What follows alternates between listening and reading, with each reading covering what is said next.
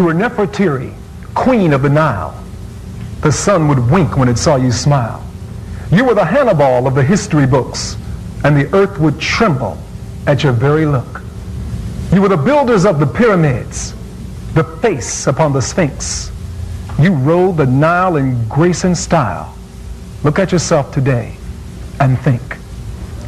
From that greatness that began in our homeland of Africa, we went through what is described as the Middle Passage. The Middle Passage of slavery. Now, slavery, as we all know, was an abhorrent system that was designed to destroy the African consciousness. In a sense, to create someone who was less than human. Was it purely for world economics that the world took part in this selling of human bodies? Black human gold was a commodity. It was sought after by America and all of her trading partners. Wholeness, the critical ingredient of our culture, was unessential to the slave master. And therefore, upon their arrival, battered and abused families were separated and torn again spiritually. Is our love strong and real enough at this point to better our conditions and to secure the black family? Where is our beginning? Where are we now? And where are we going? Come and share this trip with us. Black Family Unity, the journey moves on. My co-host for this broadcast is Sister Sonia Sanchez, poet, educator, and author. We'll begin the journey and take a look at the factors behind the Middle Passage right after this.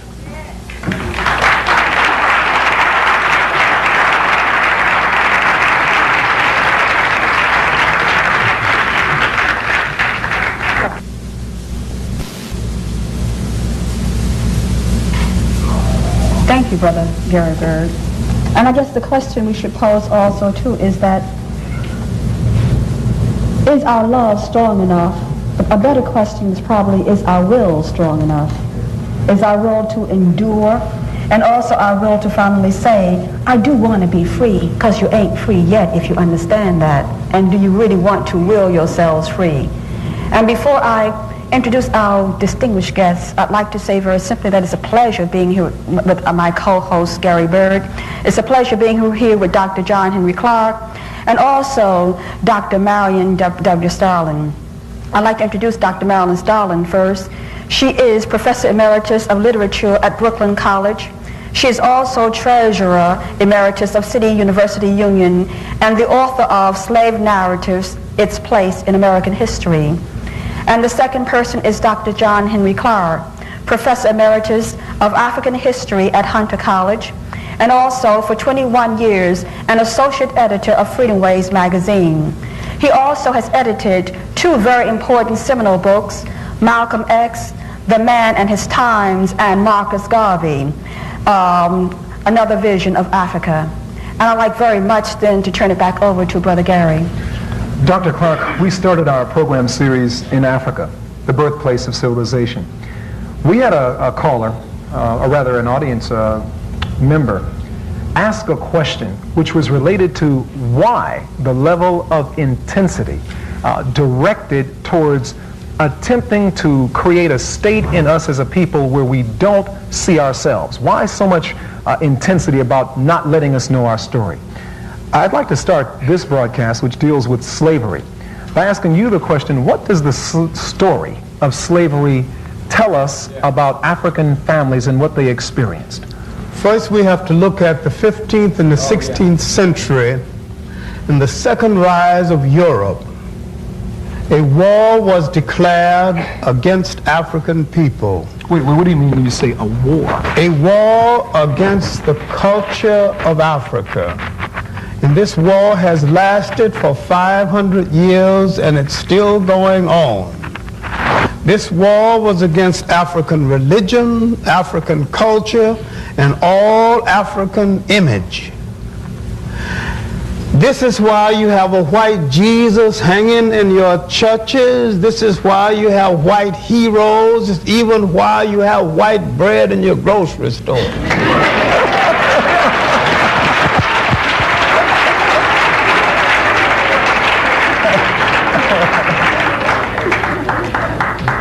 They turn all your images white. And they told you everything that looked good was white. And they made you believe it, and they convinced you that this was true. They removed you from the respectful commentary of the history of the world.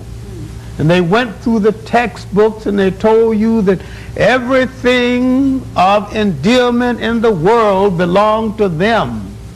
And they stole 1/3 of a continent. They stole the whole Nile Valley from you. They stole Egypt from you.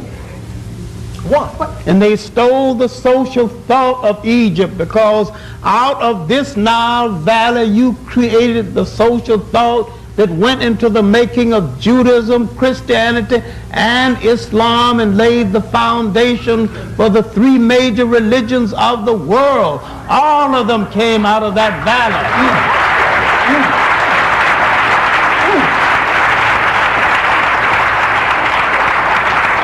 They don't want to give you this, because if you understood this, you would understand there's no such thing as Greek philosophy. Yes. There's no such thing as a Greek fraternity. These silly black people talking about Greek letter fraternities won't belong to any of them. You look silly. Alpha, Kappa, Alpha. You wouldn't belong to any of them. You'd be embarrassed.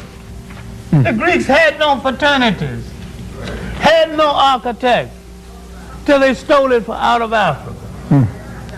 You understand all of this if you understood what blacks contributed to that in that great Nile Valley, and how they awakened that other valley, the Tigris and the Euphrates, and gave light to the world long before the first European war shoe. So what did this do to the psyche then of this African as such? It depressed the psyche to the point where he thought he had to copy something from someone else. And the European and the Asian, we haven't dealt with what the East Asian did to us before the European got there. We haven't dealt with the East Asian slave trade. It was 800 years old before the European got there. We haven't dealt with the fact that the Arab slave trade drained us of so much organization and so much energy. That's true. Had it not been for that slave trade, we would have had enough organization and energy to resist the European slave trade. Yes, yes, yes. Dr. Clarke, having set that tone, we have certainly over the years seen television programs, miniseries, dramas that relate to the story, the experience, if you will, of our people through the Middle Passage. Taking what you've indicated here one step further and moving to America, the result of the sort of slave trade that you're talking about. For Dr. Marion Starling, Dr. Starling, what do you think was going through the minds of our sisters who were seeing their men killed and their children taken away from them? The African woman saw chaos that she was helpless to change. Her children were dragged from her, and she herself frequently was dragged along with them. There was nothing the African woman could do to stop this horrendous movement toward actually bringing wealth to the Europeans by their stealing of help, of labor, and therefore making their fortunes in the New World. Sister Sonia, listening to this, you brought up the psyche just a moment ago, and I'm attempting here for us to put together the experience in Africa, the experience in America. How do you view what this must have been like within the psyche, if you will, of us as a people in this country? How did that affect us? I think that's a very good question, Gary, and I think I once had a class of mine in creative writing do a writing from these people who were in their houses, their cabins, their huts, whatever, and people brought to them something and said, here, and threw it on the ground and said, cook it. It was chitlins as we know it today, but once upon a time, in terms of an African mentality, when it was put there, it was not chitlins as we now call it today, but it was something that they must have walked around, and I could see women, African women walking around and looking at it. What is this? What is this stuff? What is this they want us to put into our minds and our bodies and our spirits? What is this stuff that is here? And I could see them walk around and walk around and walk around, and finally they came and they touched it and withdrew from it and touched it again and said, but we must survive. We must be. And they took it and made it, and we call it chitlins, people. We call it chitlins, and we lived and survived. And that's what I'm talking about finally. That in our psyche, yes, we made something, and that's what we've done. We made a delicacy out of being black in this country. Isn't that something? Well, what we're going to do is we're going to take a break for just one moment. And we're going to come back and we're going to resume the journey. Black family unity. The journey moves on through slavery and see exactly how the family survived it when we return after this. Beautiful. A delicacy. Good. Good. Okay. All right. All right. Hold the table. Stand by. I want to talk to you about that.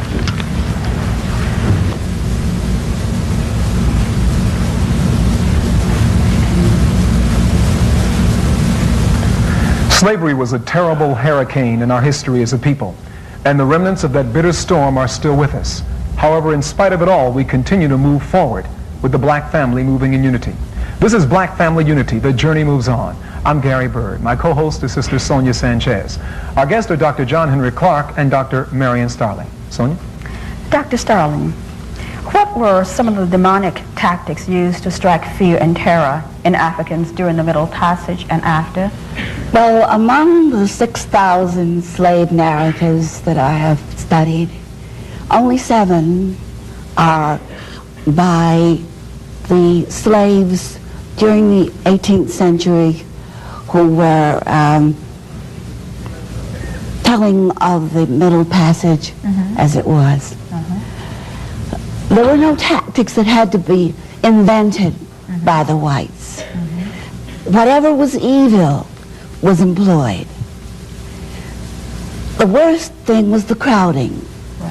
The slaves were stuffed in, not like sardines, like rather boxes in the grocery store. Girls weren't separated from boys, women from men. They were just shoved in. And there weren't 13 inches between the layers. So that the bodies lay on themselves. Many of them died during the Middle Passage simply of asphyxiation, of lack of any kind of decency. There were no facilities for personal ablution, nothing. They weren't treated as people. And they didn't have the chance to feel, to breathe as people. Half of them died. Yes. Now, when they reached the shores, the idea of the Middle Passage became the theme. And so all of us know of the Middle Passage, but we don't have details because conditions were so bad that there were no details. There was finally survival for those who survived. There was a debate between the slave shippers over tight pack and loose pack.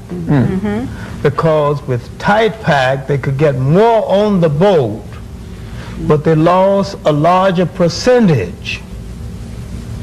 So in the end it didn't matter. But with loose pack, they could get less on, but they lost less. They lost less. So the debate was really a debate over the percentage of loss. Dr. Clarke, you bring up something in this, though. How is it that any people can look at another group of people and develop the concept and context of them being merchandise? Because you have to look further back. You have to look at the European Crusades And if you look at the European Crusades as something religious, you're looking at it wrong. It had nothing to do with God.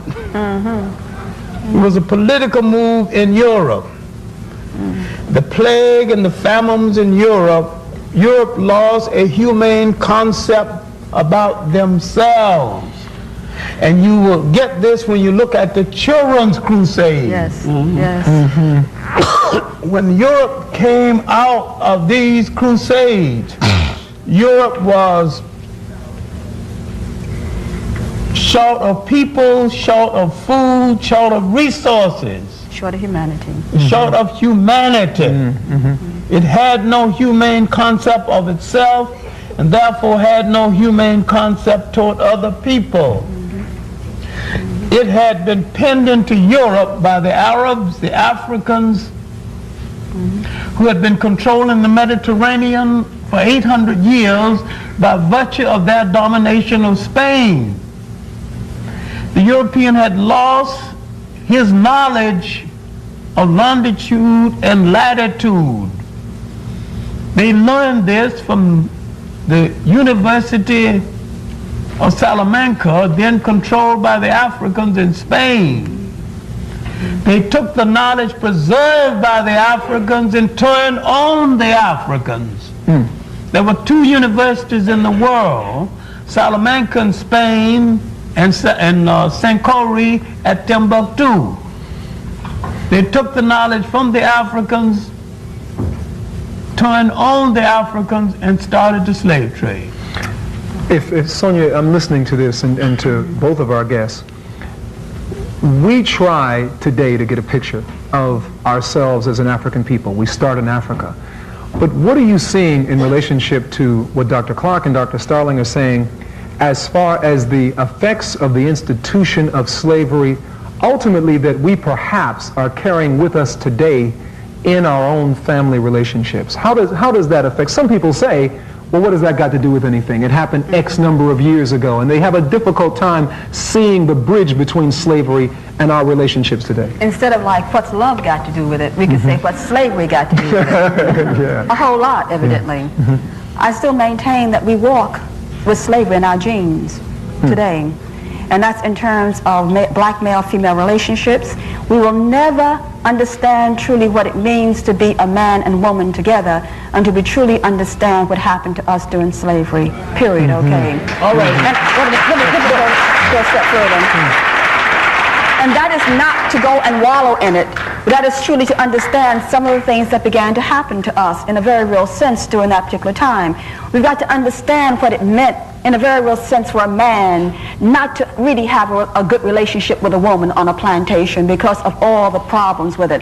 Then we truly understand Richard Wright when he writes Uncle Tom's Children and some of the things that were happening still in the South about men being able to pinch a black woman on the behind, and the woman would turn and say to him, no, nothing happened.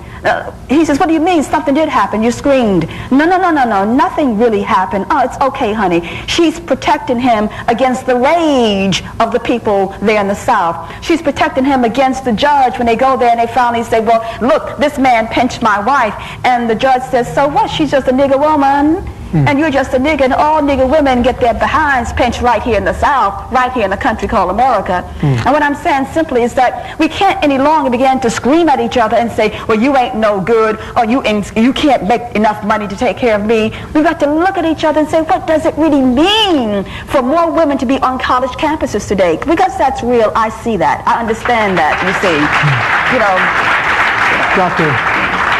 Dr. Starling, you went through a personal ordeal in your dedication to collecting the work of the slave narratives.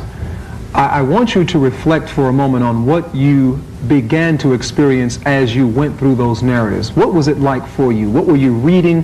What was coming out of them as you studied? At the beginning of the study, Dr. Reddick, who was at that time the head of the Schomburg Library, used to pull me out of my seat at 9 o'clock and say they were closing up. And I had cried enough that day.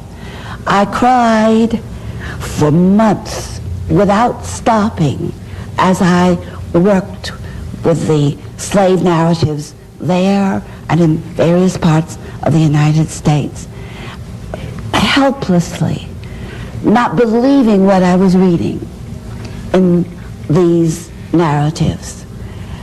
Some of them had to do with the fact that arms, legs, ears were cut off for very slight things, like not serving from the right or the left. We have the record of the president, the man who became president of Yale later, Trumbull, who told of a slave who was beaten to death for not behaving correctly in serving the dinner. That individual became president of Yale University and very actively, this was in 1792, very actively fought against the treatment of blacks. But very few were concerned. They were beaten with red-hot irons. Their allowances were of less than usual. Instead of 1 peck of cornmeal, they would have 1 pint of cornmeal for 3 weeks. So that there was no concern at all for them as human beings. And I sobbed with the feeling that, oh, if only I could have helped them, if I could have been there. It seemed to me that no human beings could have been on the scene that was being reported. The narratives do more than that. The narratives show that the slaves had a tremendous sympathy for all slaves. They would give them all that they possessed to help them flee. You're talking about the extended family. The extended family was a tremendously beautiful thing. If one slave couldn't have his freedom, couldn't have more decent treatment, perhaps he could help another slave. And in that way, we have many of the slaves escaping from slavery. They were so badly mistreated by the overseers and the slave owners that other slaves helped them. Did they talk much about their families? They didn't have the right to marry. They were cohabitants, frequently for the purpose of selling their babies. Regularly, the fertile woman was given more food than others because she would produce property. Hold on that point. We're going to take a break for just a few moments. When we come back, we're going to actually invite our family here with us live to join us with your questions for our guests, and we'll continue taking a look at the legacy of slavery and how it affects black family unity today. We'll come back with more with our guests and with you right after these messages.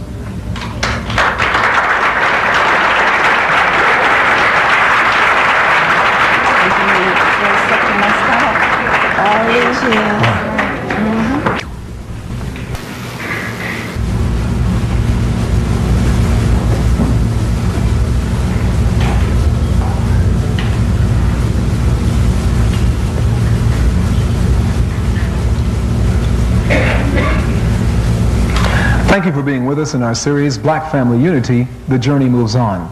This segment of the journey deals with the experience of slavery. The 3/5 of a person law was said to be free to the horrid occurrence of lynching and being burned to death. On many of these occasions, whole white families, often with great satisfaction, watch these occurrences on Sunday afternoons while eating from picnic baskets.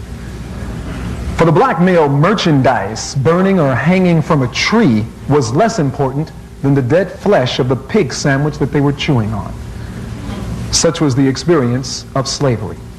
We invite you and our family audience to join us with questions, comments, and answers as Black Family Unity, The Journey Moves On continues. My co-host is Sonia Sanchez. Thank you, Gary.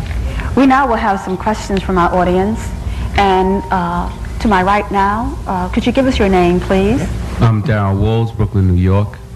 I think I can speak on behalf of the audience when I say that it is a privilege and a pleasure to see 4 distinguished panelists here in Bedford-Stuyvesant, Billie Holiday Theater, giving their time and energies to a worthy cause.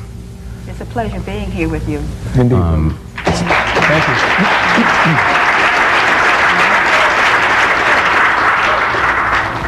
I have a 2-part question. The first directed to Dr. Starlin and the second to Dr. Clarke. First part, why do you think there's such an extensive process of keeping us from the truth? And the second part, what could we do as the black family to counteract this process?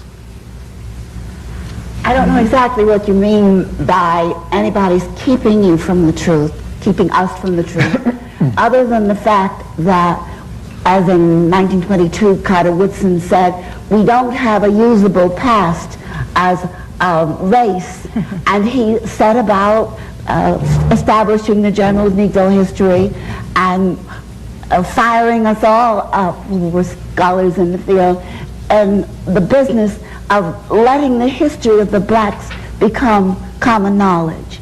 I know that I was pushed and shoved by Dr. Du Bois, who told me that it was all right to know all this Greek literature and this German literature and this English literature, but what are you doing for your race? And it was he who had me go down to Atlanta, where I stayed for 13 years, to really discover my roots, as he called it, long before Alex Haley stole the fame. Now, the fact is that blacks don't or haven't been reading about blacks.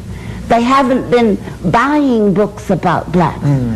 The books with the children, all little blondes, and making life like aristocrats, are bought by blacks, given to their children at Christmas. They think they're doing a nice thing, but very few regularly buy black books, books about black children, take the family to black exhibits in museums. We have decided we don't know about ourselves.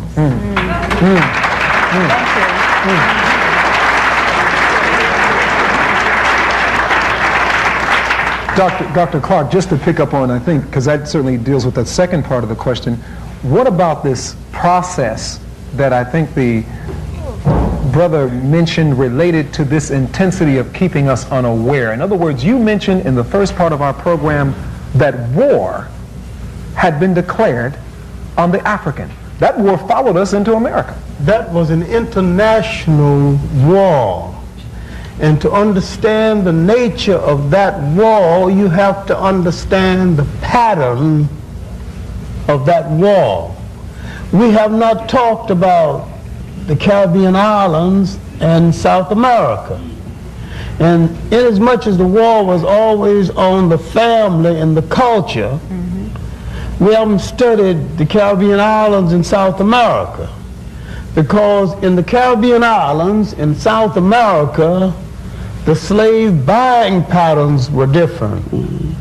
Because they generally bought in large lots and left the lots together. They thought they could exploit them better that way. They were right, they could. But what they forgot is that once they got angry, they could revolt better that way. Because they left them together. Many times, whole families that came over on the boat together grew up together. So therefore, the family pattern in South America and the Caribbean islands were decidedly different. And in slavery boats, sometimes Africans could still speak an African language. They did not outlaw the drum as ruthlessly as they outlawed it in the United States. So the drum in Haiti was the key to the Haitian Revolution. That's right. Yes. What? And in South America, there were 2 African cities, not only built African communities, 2 whole city-states, Palmares and Bahia. Which still exists? Well, which still exists. So we have to understand the nature of slave patterns in the war on the culture of African people. Henrik Christophe went to see the Frenchman Leclerc after the kidnapping of Toussaint Louverture. Toussaint Louverture was naive. He went to see Leclerc, and Leclerc kidnapped him and sent him to Haiti. And when Christophe went, Christophe didn't go alone. He took 3,000 soldiers, surrounded the castle, and walked in and said, Monsieur Leclerc, what do you want?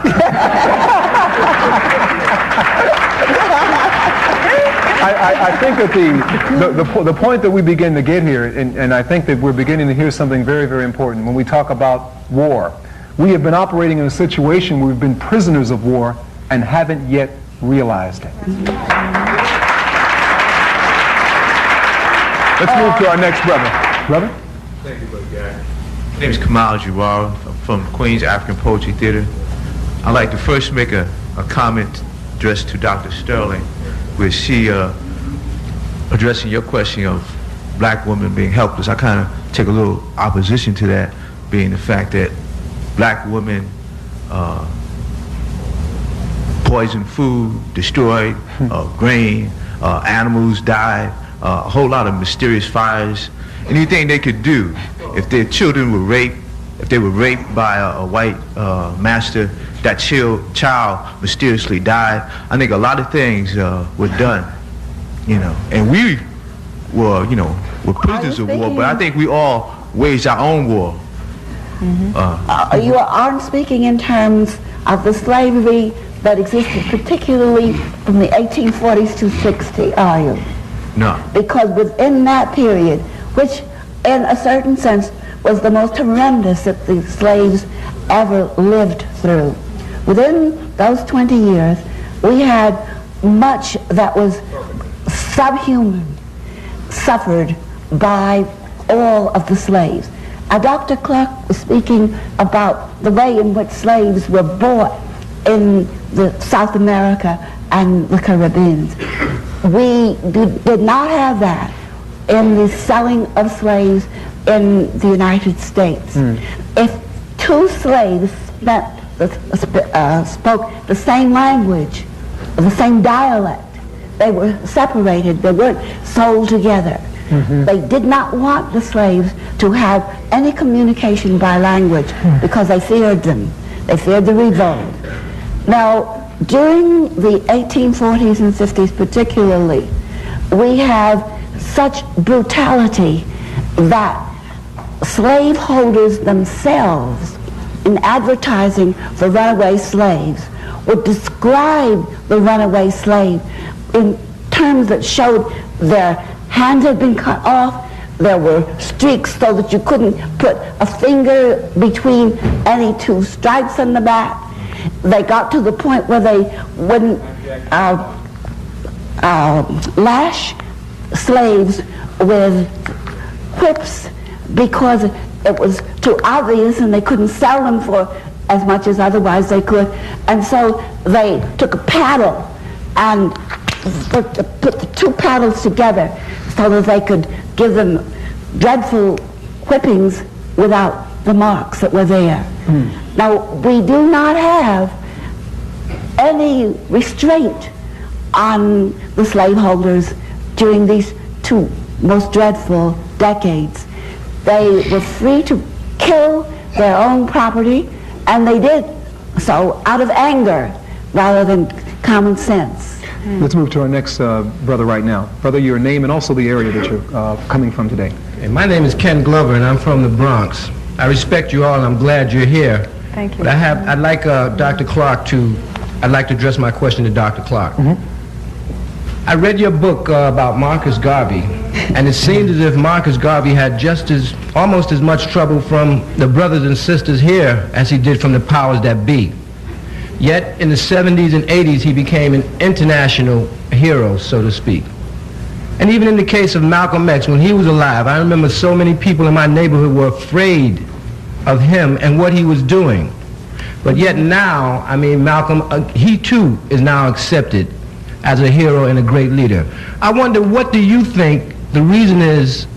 Why is it that we as a people have this peculiar penchant for attacking our leaders while they're alive and then turning around years later when they're gone? You pose a magic question. We have to do this. We have to break for just a few moments. When we come back, we're going to come back with the answer to your question from Dr. Clarke right after this. Black family unity, the journey moves on. We'll come back in a moment. That's a question. That's a beauty. Boy, he must have, that's almost as if he heard Dr. Well, it's true. Benedict. All cultures, though. Incredible, isn't it? You don't recognize birth until it's gone. In fact, it's true in your own family.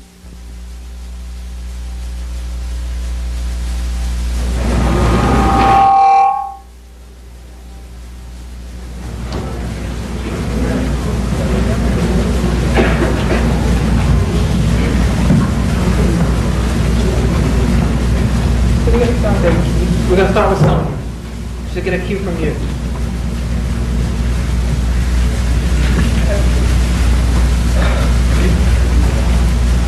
All right. Okay. Camera 2 is one. Camera 2.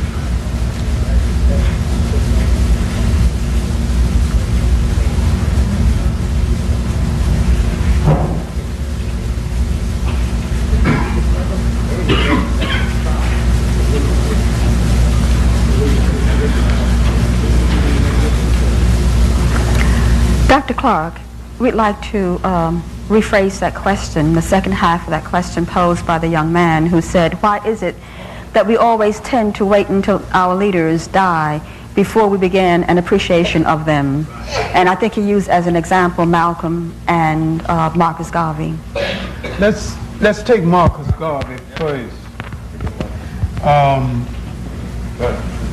Very few men of substance, men of vision, of any people are fully appreciated in their time. Yes.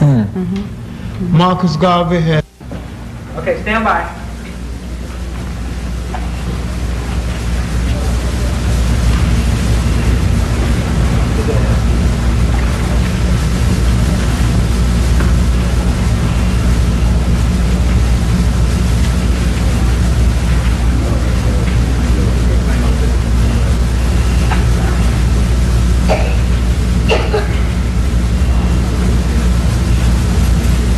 Dr. Clarke, we'd like very much to continue our discussion on a question posed by one of the members of our audience. He said simply, why is it that we do not really appreciate our leaders until they are dead? And I think he gave it as an example Malcolm and Marcus Garvey. Well, very few men of vision and great dreaming are fully appreciated at the time of their life. Malcolm X and Marcus Garvey notwithstanding, but let's begin with Marcus Garvey. Marcus Garvey is still being misinterpreted. Marcus Garvey was not as unappreciated as you think.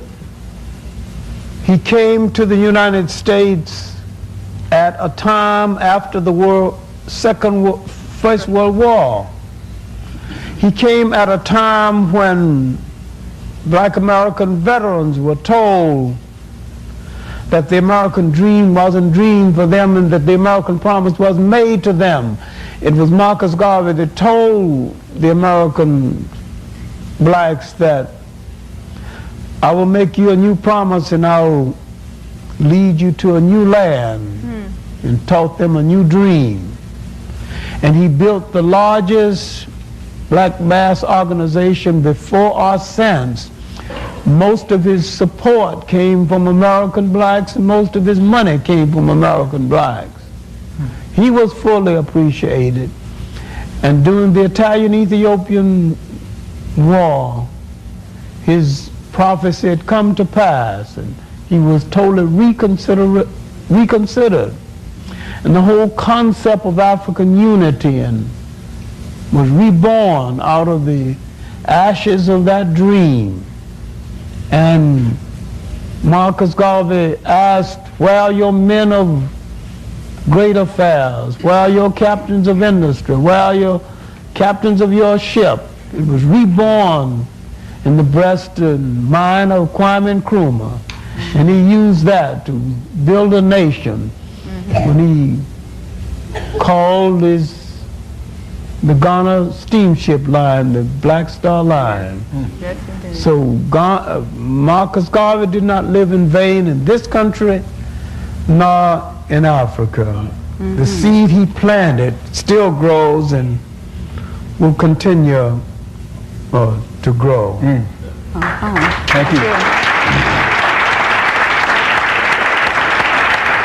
We're going to continue with our line of questioning from our African family in the audience, and we'll move to this next young lady who will identify herself and where she's coming from. Cheryl Hardaway from New Jersey, and I would like to say that I also consider it to be an honor and a pleasure to be in the presence of such a distinguished panel. My question is directed to Dr. Clarke. In terms of independence of our people, how would you address those that may suggest that the only solution towards total independence is total alienation for our people? Total alienation of our people. Well, that's not a complete solution, and yet to some extent it's a partial solution. I think you need to consider the fact that in the 21st century there will be 1 billion African people on this earth. That's a big family. And we need to understand what we do not need. And we are following people who don't know where they are going. And maybe the main people we need on this earth are ourselves. And when you look at it, we're the only people that's got a continent all to ourselves.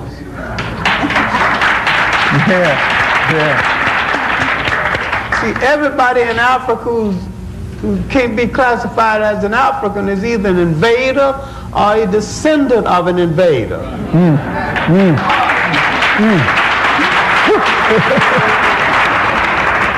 Every group of people on the face of this earth have to share a continent with another ethnic group.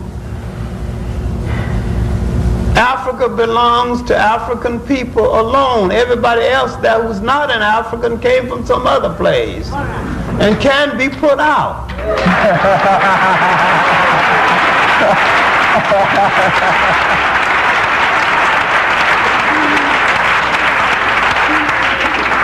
Well, obviously those words of Marcus Garvey move on. Africa for Africans at home and abroad. No question. Let's move to our next young lady. Please identify yourself and where you're from. My name is Bernadine Bronson. I'm from Queens, New York. I want to say that I respect you all. Thank you. During slavery, this is posed to Dr. Clarke and Dr. Starling. During slavery, were there any moments that a mother could teach her daughter about womanhood and a father could teach his son about manhood? And did they interchange where the father could express how a man should act and appreciate his woman to his daughter and vice versa, the woman to her son? Good question. Dr. Stone? There were many moments when women tried, many moments when men tried. but that was when their owners went around. They had no rights, and therefore a woman slave was the slave of her owner, and her husband knew it, and vice versa. But they tried. They tried especially hard for the very young. The very young, they wouldn't be accused of trying to change their ways. The teenagers, as we know them now, were not likely to be talked to by the fathers or the mothers because they had no respect for their parents. Their parents had no control over their own lives, and therefore they didn't listen to, and the parents didn't try. But the younger children saw their parents being flogged every Monday morning, for example, or in every way imaginable, demeaned, and they felt for their parents. They yearned to help them, the very little children, because the little children didn't work, and therefore they had plenty of time to look around and see. And they saw their mother beaten, their father beaten, their brothers and sisters beaten. They had nothing to do but see. And that went deep into their souls. So we find in our narratives that the conception of becoming free started with very young childhood, seeing what happened to their parents, planning to run away if possible, and in the end have a different future.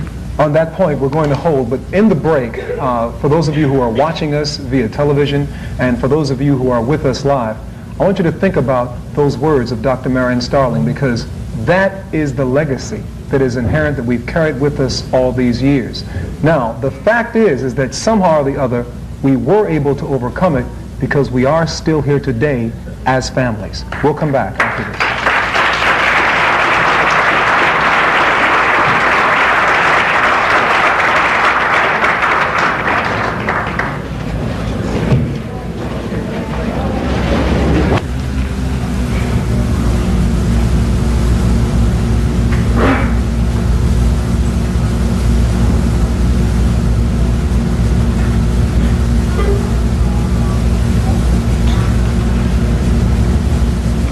The program is Black Family Unity. The journey moves on. This journey has been taking us through the experience of slavery. We've indicated clearly that obviously our families went through a tremendous ordeal in slavery in Africa and through the Middle Passage here in America. But one of the things that has happened is that happily we have survived and will continue to do so. We'd like to acknowledge some of the very, very special people who are part of this experience this afternoon. Sister Sonia Sanchez.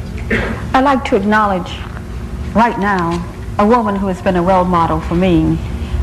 Not only is she a warrior and a freedom fighter, but she's a person who has given us some words like cultural amnesia and words that says simply that you don't have to be a Negro, you don't have to be enslaved, you can indeed be free. Queen Mother Moore.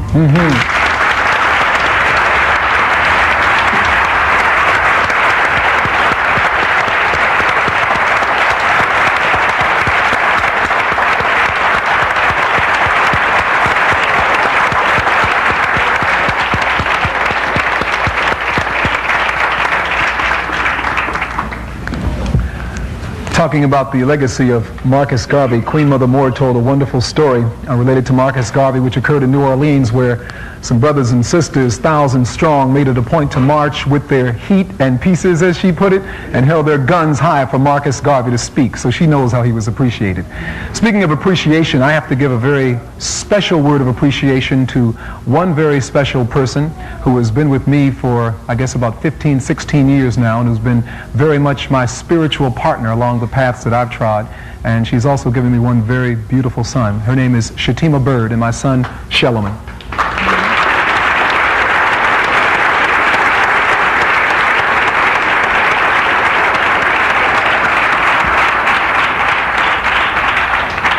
Dr. Clarke, Dr. Starling, slavery. At this point, how do you look at what we can gain from that experience in terms of the fact that we did survive, how can we take that survival instinct, that unity, and take it into the 1980s and beyond? Well, the one thing we have to look at is the fact that our survival is one of the greatest miracles in the history of the world. And that if we have done nothing but survive, we have done one of the greatest things in history. Because our Holocaust lasted 500 years and it's still going on. Yes. And not only have we survived, we have prevailed. We have produced poets, engineers, inventors, songwriters, all of this, clowns and kings. And no other people can boast of such an achievement. We have done more than survive. Thank you, Dr. Beyond miracles. Thank you, Dr. Clarke. One of the things that we want to say about this program series is that this is very much an introductory series, which attempts to introduce you into various levels of the dimensions that we've experienced as a family. I know that personally from my own interviews previously with Dr. Starling, and I know that we're going to have to do others, especially for the video medium, to talk about her experiences with her own family that she has went through and has certainly, I think, ultimately become a hero and heroine in her own family. And we certainly appreciate her being with us this afternoon. Thank you, Dr. Starling. Well, we say black family unity, the journey moves on, and it does. Our next stop is going to take us into the 60s, the 80s, and the year 2000. Join us again, and thank you for being with us. Now, what is going to happen right after this? We're going to do